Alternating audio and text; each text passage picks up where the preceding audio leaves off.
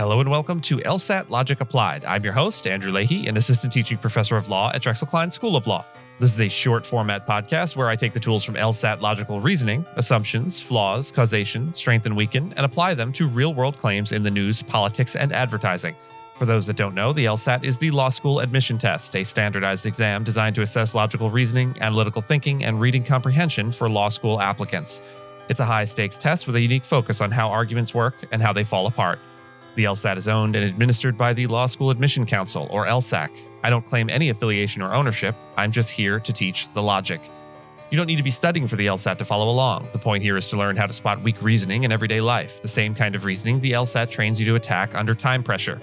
Today's episode is about a deceptively simple LSAT skill, identifying the main conclusion of an argument. The story we're looking at today is a recent opinion column arguing that President Trump should remove Stephen Miller from the White House. The article walks through a series of recent immigration enforcement actions, including a fatal shooting during a federal operation in Minneapolis. Early official statements described the victim as an armed threat. Later reviews contradicted that account, showing that the weapon was holstered and that the situation escalated rapidly. The author places this incident in a broader pattern: aggressive immigration enforcement, inflammatory rhetoric from senior officials, and policy decisions designed to maximize deterrence through fear.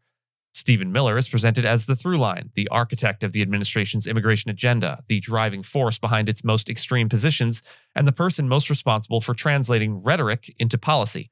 The article catalogs outrage, human cost, public backlash, and political consequences.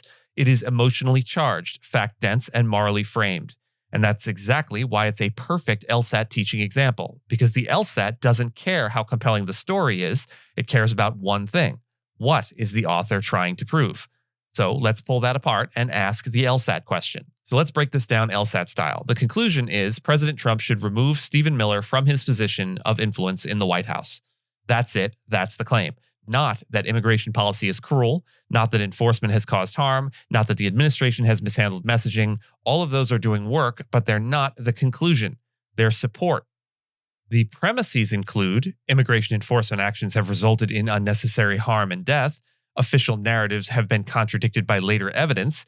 Stephen Miller has shaped and driven these policies, and leaving Miller in place undermines any attempt at reform or de-escalation.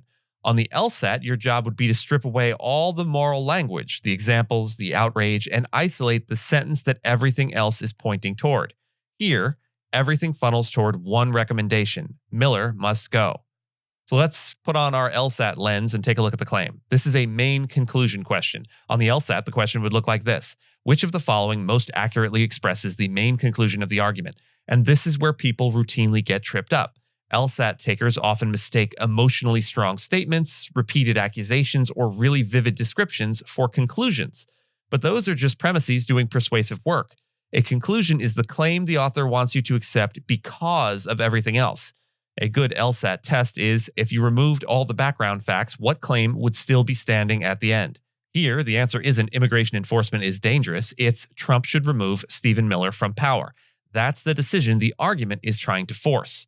This is a great illustration of how the LSAT hides conclusions in plain sight. The article never leads with, therefore, Stephen Miller should be fired.